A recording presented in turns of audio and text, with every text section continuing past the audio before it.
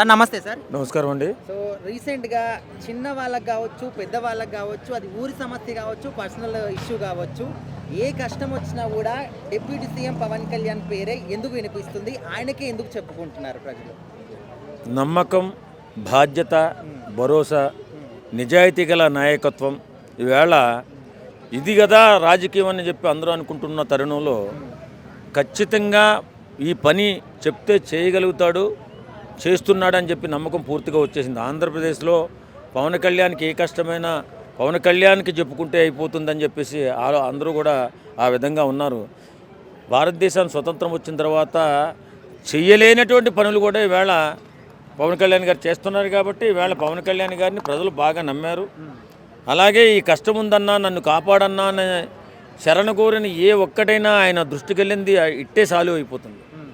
నిజంగా రాజకీయం ఎన్ని సంవత్సరాలుగా చూస్తున్నాం. మాకు కూడా ఇంచుమిల్లి ఓటు హక్కు వచ్చి 35 సంవత్సరాలు 40 సంవత్సరాలు అవుతుంది. అప్పటి నుంచి రాజకీయాన్ని చూస్తున్నాం. రాజకీయం అనగా ప్రభుత్వ పని అనగా పని ప్రారంభించిన తర్వాత ఎంతో చాలా సమయం పడుతుంది. ఒకవేళ ఎవరైనా అభిమించిన సమయం పడుతుంది. కానీ పవన్ కళ్యాణ్ గారు వచ్చి అన్నా మాకు ఈ సమస్య ఉందని చెప్తే సాయంత్రానికే పరిష్కారం అయ్యేటటువంటి రాజకీయాన్ని ప్రవేశపెట్టాడు పవన్ కళ్యాణ్ గారు. సార్ ఇప్పుడు ఒక సమస్య వచ్చినప్పుడు ఆ చుట్టుపక్కల కలెక్టర్లు కావచ్చు, ఎమ్మెల్యేలు కావచ్చు, మంత్రులు కావచ్చు, వీళ్ళందరూ ఉంటారు. ఆఖరికి మనకు సీఎం సిబిఎన్ గారు కూడా ఉన్నారు. అయినప్పటికీ కూడా ఈయనకే ఎందుకు చెప్పుకుంటున్నారు? వాళ్ళు కూడా లీడర్సే కదా, వాళ్ళని కూడా అడగొచ్చు కదా. వాస్తవంగా వీళ్ళ అపాయింట్మెంట్స్ దొరకడం చాలా కష్టం. మధ్యతరగతి దిగువ తరగతి కుటుంబాలకి రాజకీయ నాయకులు, మంత్రులు, ఎమ్మెల్యేలు, ఎంపీల అపాయింట్మెంట్లు సరిగా ఇవ్వరు. వాళ్ళు మనం ఏదైనా చెప్తే పక్కనే ఒక అప్లికేషన్ పెట్టుకుంటే పక్కన పడేస్తారు, చూస్తాంలే చేస్తాంలే అని.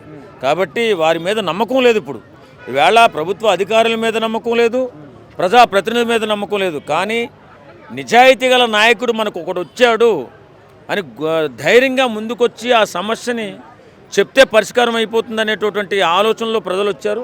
ఈవేళ ఆ రకంగానే ఈ కష్టం ఉంది అన్నా అంటే అది వెంటనే పరిష్కార దిశగా ప్రయత్నం చేసి సాయంత్రానికే పరిష్కారం చేసేటటువంటి గట్స్ ఉన్న నాయకుడు పవన్ కళ్యాణ్ గారు.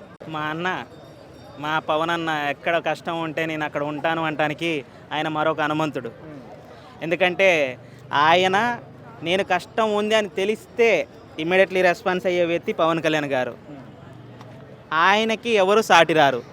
ఇప్పటిదాకా వచ్చిన పొలిటీషియన్ డబ్బు కోసం వచ్చారు, ఓట్ల కోసం, నోట్ల కోసం వచ్చిన వాళ్ళే.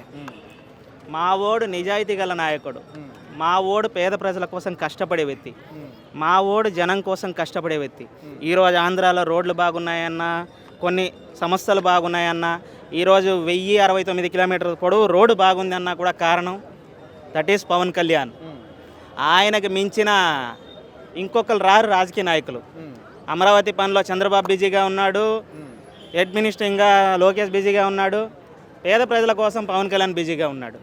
అంటే ఏం చేసినా కూడా దాని వెనకాల ఆయన రాజకీయ స్వలాభం ఉంది అని చెప్పేసి చాలా మంది డౌట్ పడుతున్నారు. రాజకీయ స్వలాభం ఉంటే తెలంగాణలో ఉంటే సరిపోద్ది, ఆడదాకా వెళ్ళటం ఎందుకు? ఇక్కడ ఉండి బీజేపీకి సపోర్ట్ చేసి నేను బీజేపీ తరపున నిలబడుతున్నా అంటే నరేంద్ర మోదీ గారు ఆయనకి సీట్ ఇవ్వరా? అంటే ఎప్పుడు కూడా వేరే పార్టీతో తప్ప ఆయన ఒంటరిగా రాడంటారా? ఇప్పుడు ఆయన ఒంటరిగా వచ్చేది కావాలా, పేదవాళ్ళ కోసం పనిచేసేది కావాలా? ఒంటరిగా వచ్చి చూపించండి. ఇప్పుడు ఒంటరిగా చేసిన వాళ్ళు ఏం చేశారు బ్రో? ఇప్పుడు సరే ఒంటరిగా చేస్తాడు, ఇప్పుడు ఆయన ఇష్టం బ్రో, ఆయనకి ఇష్టం అది. ఇప్పుడు నేను వెళ్ళి చెప్పినంత మాత్రం ఆయన చేయడు, మీరు చెప్పినంత మాత్రం ఆయన చేయడు. 100 ఉంటుంది ఆయన కమ్యూనికేషన్ 100 ఉంటుంది. ఇప్పుడు శివుడే ఉన్నాడు అనుకుంటే మనం విష్ణుమూర్తిని చూడలేము, విష్ణుమూర్తి ఉన్నాడంటే బ్రహ్మని చూడలేము. ఇప్పుడు ఎవ్వరూ లేదని ఒప్పుకుంటే ఒక్క దేవుడినే మొక్కాలి మనం. వీళ్ళందరికీ పునాది అమ్మవారు ఉంటుంది. అలాగా ఎవరో ఒకళ్ళు ఉంటారు, ఆయన ఇష్టం ఆయనది. ఇది ఎవరు కలిసినా కలవకపోయినా బీజేపీతో అయితే ఆయన కంపల్సరీ అలయన్స్ ఉంటుంది. అంటే ఎట్లా వచ్చినా కూడా జనాలకి మంచి చేస్తే చాలని చెప్పేసి మీ ఉద్దేశం అంటారు? అంతే కదా బ్రో. ఇప్పుడు మొన్న ఒక పాపకి సార్ మాకు కష్టం ఉందనగానే 9 అవర్స్లో రియాక్ట్ అయ్యాడా లేదా? మరి అంత తొందరగా రియాక్ట్ అయిన ఏ నాయకుడు ఉన్నాడో మరి నాకు చెప్పండి ఇన్నేళ్ళ సర్వీస్లో మీరు. ఎందుకు చెప్పుకుంటారంటే ఆ నాయకుడికి అడిగిపోతే సమస్య తీరుతుందని, కష్టం తీరుతుందని చెప్పుకున్నాం. ఒక నమ్మకం బట్ట ఇప్పుడు ఇదిగో ఏమో కూడా సమస్య వస్తే వాళ్ళ ఏరియా ఆంధ్రే. అదిగో 2 ఆడపిల్లలు, ఒంటరి మహిళ, 4 లక్షల కాళ్ళ మీద నిలబడి ఆమె సంపాదించుకుందో, కాసిన ఆమె సొంతంగా సంపాదించుకుంది, తప్పు తెచ్చుకుంది, మోసం జరిగిపోయింది. సూరత్లో బట్టల వ్యాపారం మీద మోసం జరిగిపోయింది. మరి ఇప్పించాల్సిన బాధ్యత ఉంటుంది ఆ నాయకులకి, వాళ్ళ ఏరియా నాయకులకి, గెలిచిన వాళ్ళకి. మరి ఆ బాధ్యత వాళ్ళు తీసుకున్నప్పుడు మరి ఇంకా పవన్ అన్న దాకా పోవాల్సిందే కదా. అందుకని పవన్ అన్న కాడికి పోతే ఆ సమస్య తీరుద్ది. ఆడదాకా పోని ఇట్లా ఈ మధ్యలో వాళ్ళు ఇప్పుడు మనకి దేవుడి కాడికి పోతే దేవుడి దర్శనం మనకు అందుద్ది. దేవుడి మధ్యలో భక్తుడి మధ్యలో ఉండేది ఎవరు? పూజారి జారని ఇట్లా అదే నడుతుంది ఇప్పుడు అనాదిగా. మరి మన పేదవాళ్ళ సమస్య వాళ్ళ దాకా ఏడ చేరుతుంది? వాళ్ళు తీయట్లేదు అంటే యాంచి తీరుతారు వాళ్ళు. ఏనే ఆపేస్తారు గేట్ కాడనే ఆపేస్తారు కాబట్టి మన సమస్యలు తీరటం లేదు. అందుకని మరి మన సమస్యల మీద మనమే పోరాడాలి.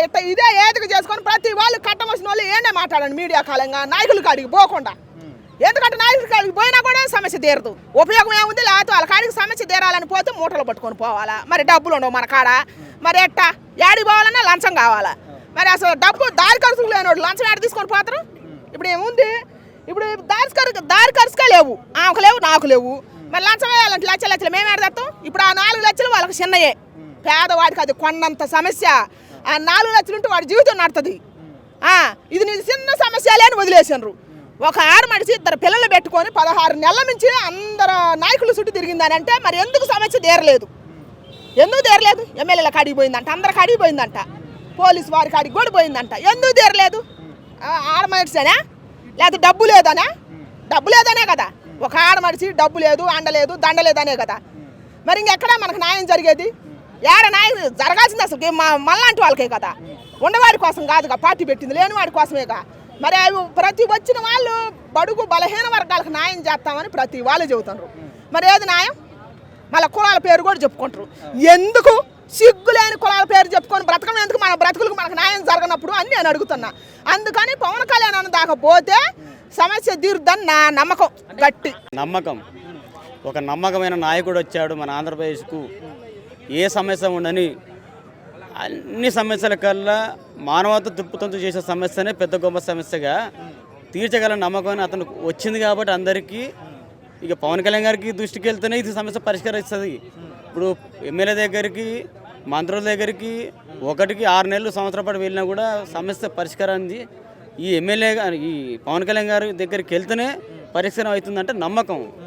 ఆంధ్రప్రదేశ్ దొరికిన అదృష్టం ఏంటంటే పవన్ కళ్యాణ్ గారు ఉప ముఖ్యమంత్రి దొరకడం. అంటే ఇదంతా కూడా మళ్ళీ ఎన్నికల్లో అంటే రాజకీయంగా ఏదో సెల్ఫిష్నెస్ చూపిస్తున్నారని చెప్పేసి కూడా అంటున్నారు.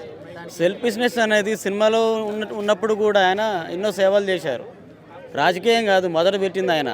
సినిమా ఇండస్ట్రీలో ఉన్నప్పుడు కూడా ఆయన చాలామందికి సాయం చేశాడు, చాలామందికి ఆయన అండగా నిలబడ్డారు. అంతే తప్ప ఇంకా చేయాలనే ఉద్దేశం ఎట్లా అనే ఆలోచనలో రాజకీయంకి వచ్చాడు. రాజకీయం కూడా వస్తే ఎట్లుంటుందంటే రాష్ట్ర ప్రజలందరికీ నేను చేయొచ్చు అనే ఉద్దేశపూర్వకంగా పార్టీ పెట్టి వచ్చాడే తప్ప ఇదేదో సొంత సెల్ఫిష్ కోసం, సొంత స్వలాభాల కోసం, సొంత ఆస్తులు కాపాడుకోవడానికి, సొంతంగా ఏదో ఎదిగిపోవడానికి అటువంటి ఉద్దేశం కాదు ఆయన వచ్చింది. అటువంటి వాడు అనుకుంటే మరి కేంద్రం నుండి ఒక ఫోన్ చేస్తేనే పనులు అయిపోతున్నాయి ఆంధ్రప్రదేశ్లో. అటువంటిప్పుడు కేంద్రంలో ఒక పదవి తీసుకోలేకపోయిందా? సీఎం పదవికి కన్నం వేస్తే ఆయన కూర్చోడం ఎంతసేపు అది ఆలోచిస్తలేరు. అది ఆయన స్వభావ రీతి కాదు. అది ఆయన ఏంటంటే సేవ చేయాలి, ప్రజలు బాగుండాలి, పాలన బాగుండాలి, నాయకుడు అనేవాడు మంచివాడు రావాలని ఉద్దేశపూర్వక నమ్మకంతో వచ్చాడు, నమ్మకాన్ని నిలబెట్టాడు. ఇప్పుడు ఒక చిన్న పిల్లోడు కూడా ఒక పత్రం పెట్టి ఒక వీడియో పెడితే కూడా ఆయన దృష్టికి వెళ్ళిందంటే అది తెల్లారితే సమస్య పరిష్కరిస్తుండు. అది నాయకత్వం ఉండే లక్షణాలు, నాయకుడి యొక్క గొప్పతనం అది. ఫస్ట్ ఆఫ్ ఆల్ లక్షల మందికి సమస్యలు ఉంటాయి. అందులో ఒక 100 మందో 1000 మందో ట్విట్టర్లో కానీ, ఒక ఆన్లైన్ సోషల్ మీడియాలో కానీ తన గోళ్ళ వినిపించుకోవడానికి అవకాశం ఉంది. ఇంతమందిలో కూడా చాలామంది తన గోడు వినిపించుకుంటే చాలా తక్కువ మందికే పవన్ కళ్యాణ్ అయినా సరే ఎవరైనా సరే సాయం చేయడం జరుగుతుంది. ఎందుకంటే 100,000 మంది రిక్వెస్ట్లు వస్తే అందరికీ సాయం చేయడం పర్సనల్గా అనేది కుదరదు. ఆయన ఒక డిప్యూటీ సీఎం, ఏమి సంఘ సంస్కర్త, ఏమో పాలిటిక్స్లో ఉన్నాడు. కాబట్టి ఏంటంటే 100లో కనీసం 2-3 అన్న పవన్ కళ్యాణ్ చేస్తున్నందుకు అభినందించదగ్గ విషయము. దీని వెనకాల ఎంత కూటమి ప్రభుత్వం ఉంది కాబట్టి దానికి కూడా కంగ్రాచులేషన్ చెప్తున్నాను, అభినందన. సార్ ఇప్పుడు ఓన్లీ ఆంధ్రాని కాదు, ఇక్కడ తెలంగాణ అయి ఉండొచ్చు, వేరే ఏ రాష్ట్రమైనా అయి ఉండొచ్చు, జనాలు ఒక నమ్మకం పెట్టుకొని వాళ్ళని ఓటేసి గెలిపించుకున్నప్పుడు వాళ్ళు జనాల ప్రాబ్లమ్స్ని ఎందుకు పట్టించుకోవట్లేదు అంటారు. అంటే చిన్న ప్రాబ్లమ్స్ కాదు, నార్మల్గా ఊరికి సంబంధించి రోడ్డు ప్రాబ్లమ్స్ కావచ్చు, వాటర్ కావచ్చు, ఎక్సెట్రా ఏదైనా కావచ్చు.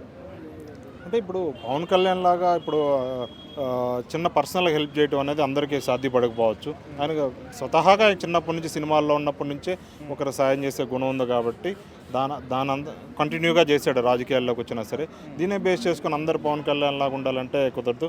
తన నియోజకవర్గంలో ఏదైతే రోడ్ల సమస్య కానీ, శానిటేషన్ ప్రాబ్లమ్స్ కానీ, డ్రింకింగ్ వాటర్ ప్రాబ్లం కానీ, ఏదైనా రైతులకి ఏమైనా ప్రాబ్లమ్స్ ఉన్నా కానీ ఇవి చోట్ల నియోజకవర్గంగా వారిగా ప్రజలకి, పేద ప్రజలకు సాయం చేయడానికి మిగతా వాళ్ళు చూస్తున్నారు. దీన్ని అంటే ఇట్లా చేయడం వెనకాల కూడా రాజకీయ స్వలాభాలు ఉన్నాయని చెప్పేసి చాలా మంది అభిప్రాయపడుతున్నారు.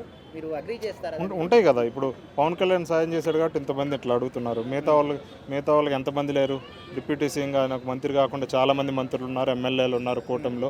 బీజేపీ తరఫున ఉన్నారు, జనసేన, టీడీపీ తరఫున ఎవరి పేరు లేదు. పవన్ కళ్యాణ్ ప్రతిసారి స్పందించి ఏదో ఒకటి టాప్ ఆఫ్ ద టౌన్ అవుతున్నాడు. టాక్ ఆఫ్ ద టౌన్ ప్రతిసారి ఇట్లా పవన్ కళ్యాణ్ దృష్టికి వెళ్తే సాయం చేస్తున్నాడు. ఇది దీని వెనకాల రాజకీయాలు కూడా ఉంటాయండి. అంటే దీని వెనకాల ఏంటంటే ఇప్పుడు పవన్ కళ్యాణ్కి అతిగా ఇట్లా మంచి పేరు వస్తే నాకు తెలిసినంతవరకు చంద్రబాబు నాయుడు ఎక్కడో ఒకటి స్టాప్ చేసే అవకాశం ఉంది కంపల్సరీ. ఎందుకంటే చంద్రబాబు నాయుడుకి నువ్వు పీఎం అవుతావా, నీ కొడుకు సీఎం కావాలని అంటే నా కొడుకు సీఎం కావాలని చంద్రబాబు నాయుడుకు ఉండిద్ది. కాబట్టి తన కొడుకు కోసం పవన్ కళ్యాణ్ ఒక రేంజ్ వరకు సహాయాలు అయితే ఓకే, కానీ అంతకు మించి నెక్స్ట్ జనరేషను ప్రభావితం చేసే వ్యక్తిగా మారిపోతే మాత్రం చంద్రబాబు నాయుడు రంగంలో దిగుతాడు అనిపిస్తుంది. అవునన్నా, నేను చూశాను. Last 2 days back, 1 day back నాకు రీల్స్లో వచ్చింది. చిన్నపిల్లలు వాళ్ళ అమ్మ నాన్న చనిపోయారని చెప్పి వాళ్ళకి హెల్ప్ చేశారని చెప్పి. నాకు అప్పుడు ఇప్పుడే కాదు, పవన్ కళ్యాణ్ అంటే నాకు అలాంటి విషయాల్లో చూసినప్పుడు పవన్ కళ్యాణ్ మీద చాలా రెస్పెక్ట్ పెరిగిపోయిందన్న నాకు. ఈ పొలిటికల్ అని కాదు, యాక్చువల్గా నాకు పొలిటికల్ గురించి ఎక్కువ తెలియదు కూడా. అయినప్పటి ఒక అమ్మాయి ఏదో ఒక క్రికెటర్ కళ్ళు లేని ఒక ఫిజికల్ హ్యాండిక్యాప్ వాళ్ళు క్రికెట్ ఆడుతున్నప్పుడు వాళ్ళు రోడ్ అడిగారని చెప్పి రోడ్ వేయడము. అప్పుడు ఆ టైంలో పవన్ కళ్యాణ్ గారు ఒక మాట చెప్పారు, ఎవరు ఏం ప్రాబ్లం వచ్చినా కూడా పవన్ కళ్యాణ్ వచ్చి అడిగితే చేసేస్తున్నారు, పవన్ కళ్యాణ్ అడిగితే చాలు చేసేస్తాడంట అని అంటున్నారు. అప్పుడు దానికి పవన్ కళ్యాణ్ సమాధానంగా ఒక మాట చెప్పారు. ఏంటంటే ఇలా చిన్న విషయాన్ని అది ఒక ఎమ్మెల్యే దగ్గర, ఒక సర్పంచ్ దగ్గర అడగాల్సిన ప్రశ్నని డైరెక్ట్ ఒక డిప్యూటీ సీఎం దగ్గరకు వచ్చి అడిగారు, చేసేసారా అని. అలా అడగడం వల్ల అలా పవన్ కళ్యాణ్ చేస్తున్నాడంటే ఒక పవన్ కళ్యాణ్ దగ్గరే ఒక న్యాయం జరుగుతుంది అని మీరు నమ్ముతున్నాడంటే పవన్ కళ్యాణ్ ఒక మాట చెప్పాడు, దానికి సిస్టమ్ బాగలేదు, ఇది సిస్టాన్ని అడగాల్సిన క్వశ్చన్ ఇది. ప్రతి చిన్న ప్రాబ్లమ్ని పవన్ కళ్యాణ్ దగ్గరికి వెళ్ళి అడిగితే అప్పుడు దానికి అర్థం ఏంటి? సిస్టమ్ బాగలేదు, వాళ్ళ దగ్గరలో ఉన్న సిస్టమ్ బాగలేదు, సర్పంచ్ లీడర్ బాగలేదు, ఎమ్మెల్యే బాగలేడు. సో మనం ప్రజలుగా ఎప్పుడు ఏం నేర్చుకోవాలంటే మంచి ఉండని చెడ్డ ఉండని ఏ పొలిటికల్ పార్టీ అయినా ఉండని మనం ప్రశ్నించడం మాత్రం వదిలేయకూడదు. బీజేపీ అయినా, కాంగ్రెస్ అయినా, వేరే తెలుగుదేశం పార్టీ అయినా, వేరే టీఆర్ఎస్ పార్టీ అయినా, ఏ పార్టీ అయినా సరే, ఏ లీడర్ అయినా సరే మనలో మంచి కనిపించవచ్చు ఆ లీడరు, కానీ లోపల ఎంత జరుగుతుందో తెలియదు. ఇప్పుడేమన్నా అది ఈస్టర్న్ ఫైల్స్ అని బయట మనకు తెలుసో లేదు, ఇంటర్నేషనల్గా ఎంతోమంది మంచి వాళ్ళ పేరు బయటపడుతుంది. సో మనలో ఒక గుణం ఎప్పుడు ఉండాలి. మన అది ఒక లీడర్ను చూసి కాదు, ఆఖరికి పవన్ కళ్యాణ్ తప్పు చేసినా పవన్ కళ్యాణ్ని ప్రశ్నించే హక్కు మనకు ఉంది. అది పవన్ కళ్యాణ్ చెప్పాడు, అందరికీ తెలుసు. అది నేను ఏ ఒక్కరికి వ్యతిరేకం కాదు, ఒక్కరికి నేను వాళ్ళకి పాజిటివ్గా మాట్లాడట్లేదు, నేను సపోర్టివ్గా మాట్లాడట్లేదు. మనం మారాలన్నా అందరికి గుర్తు చేస్తున్నాను, పవన్ కళ్యాణ్ గారు చెప్పినట్టే ఒక ప్రాబ్లం వచ్చింది అంటే, రోడ్డు బాగలేదంటే, మన ఊరికి కావాల్సిన నిధులు రావట్లేదంటే మనకు కావాల్సిన సర్పంచ్ గారినో ఎమ్మెల్యే గారినో మనం అడగాలి, అది మన హక్కు. పవన్ కళ్యాణ్ గారు అది చెప్పాడు. అందుకే నాకు పవన్ కళ్యాణ్ అంటే చాలా గౌరవం పెరిగింది ఈ మధ్య. నాకు ఎక్కువ తెలియదు, నేను కూడా ఒక సినిమా వాడిని కాబట్టి నేను ఒక సినిమా వాడినిగా, ఒక యాక్టర్గా అతన్ని అభినందించేవాడిని. నేను మంచి చేసే వ్యక్తి, మాకు అండగా ఉండే వ్యక్తి పవన్ కళ్యాణ్ అన్న. మంచి అయినా చెడు అయినా అక్కడికి వెళ్తే మాకు న్యాయం చేస్తాడనే వ్యక్తి పవన్ కళ్యాణ్ అన్న. అందు గురించి ఆయన దగ్గరికి వెళ్తారు. ఏ ఆపద వచ్చినా గిట పవన్ కళ్యాణ్ అన్న మాకు అండగా ఉన్నాడు. మాకు ఏ ఇబ్బంది వచ్చినా కానీ, డబ్బుల సాయం కానీ, ఇంకా రకరకాలు ఏదైనా కానీ మాకు ఆయన సాయం చేస్తాడు, న్యాయం చేస్తాడు. మంచి వ్యక్తి పవన్ కళ్యాణ్ అన్న. గెలిపియకపోయినా గిట ఎంతోమంది వెళ్ళిన వాళ్ళు ఉన్నారన్న. డబ్బుల సాయం కానీ, మాకు చాలా ఇబ్బంది, అన్యాయం జరిగింది, ఇక్కడ అన్యాయం జరిగింది మాకు అని ఆయన దగ్గరికి వెళ్ళి కలిస్తే ఆయన మాకు అండగా ఉండి, సరే పేద ప్రజలు వీళ్ళని ఎందుకు ఇంత బాధ పెడుతున్నారు అని వెళ్ళి వాళ్ళని ఓదార్చి వాళ్ళకు డబ్బు సాయం చేయడం కానీ, వాళ్ళకు అండగా ఉండడం. అందు గురించి ఎన్నికల్లో ఆయనను మంచి మెజారిటీ ఇచ్చి గెలిపించుకున్నారు ప్రజలు. ఈరోజు ఏ పని కావాలంటే ఆ పని చేస్తుండు పవన్ కళ్యాణ్ అన్న. నిజంగా గొప్ప వ్యక్తి అన్న. అటువంటి వాళ్ళు అన్న రాజకీయంలో ఉండాల్సింది. ఇప్పుడున్న రాజకీయ నాయకులు గిట ఇప్పటికైనా పవన్ కళ్యాణ్ అన్నని చూసన్నా నేర్చుకోండి మీరు. ఇంత పెద్ద పెద్ద వాళ్ళు ఉన్నారు రాజకీయంలో, కానీ ఎంతసేపు మా మా ఇల్లు నిండిందా, మేము బంగ్లాలు కట్టుకున్నామా, మేము ఆస్తులు పెంచుకున్నామా, ఇదే చూసింది. కానీ పవన్ కళ్యాణ్ అన్న నిజంగా ఆయన సొంత డబ్బులు, సినిమాలో నటించిన డబ్బులు గీట ఎంతోమందికి దానం చేసిన వ్యక్తి అన్న. అందుగురించే ఈరోజు ప్రభుత్వంలోకి వచ్చి ప్రజల మధ్యలో ఉండి మంచి మంచి కార్యక్రమాలు చేస్తుండే. నిజంగా చాలా సంతోషం అనిపిస్తుంది. ప్రజల దీవెన ఎప్పుడు ఎల్లకాలం పవన్ కళ్యాణ్ అన్నకి ఉండాలని కోరుకుంటూ ఇంకా మంచి మంచి కార్యక్రమాలు చెయ్యాలి. ఈ ఏదైతే ప్రతిపక్ష హోదాలో ఉన్నారో వాళ్ళకు వణుకు పుడుతుంది అన్న. పవన్ కళ్యాణ్ అన్న పేరు అంటేనే వణుకు పుడుతుంది. ఎందుకు పుడుతుందంటే మంచి పనులు చేస్తుండు. రోడ్లు వేయడం కానీ, లైట్లు పెట్టియడం కానీ, కరెంట్ లేకపోతే కరెంటు తెప్పియడం కానీ, ఇటువంటి మంచి కార్యక్రమాలు చేస్తుంటే బురద తల్లే నా కొడుకులు ఎంతోమంది ఉన్నారు పవన్ కళ్యాణ్ అన్న మీద. ఇన్ని రోజులు మేము అధికారంలో ఉండం కానీ ఇటువంటి పనులు చేయలేదు కదా అని కళ్ళు మండుతున్నాయి వీళ్ళకి. పవన్ కళ్యాణ్ అన్నని విమర్శిస్తుండ్రు. ఒకటే చెప్తున్నా విమర్శించే వాళ్ళకి, ఇంత మంచి కార్యక్రమాలు చేస్తుండ్రు పవన్ కళ్యాణ్ అన్న, ఓర్వలేకపోతుండ్రు. మీరు ఎందుకు చేయలేదు? మళ్ళా మీరు ఆస్తులు పెంచుకోవడానికి డబ్బులు కూడబెట్టుకున్నారు తప్పితే ప్రజల్లో ఉండి ప్రజలకు సాయం చేయకుండా ఉన్నారు. ఈరోజు పవన్ కళ్యాణ్ అన్న మంచి కార్యక్రమాలు చేస్తే వీళ్ళకు కడుపు మంట. మంచి కార్యక్రమాలు చేయాలి. ఇట్లనే పవన్ కళ్యాణ్ అన్న 100 ఏళ్ళు చల్లగా బతికి మమ్మల్ని గీట మంచిగా బతికియాలని, మాకు అండగా ఉండాలని, పేద ప్రజలకు అండగా ఉండాలని కోరుకుంటున్నాను.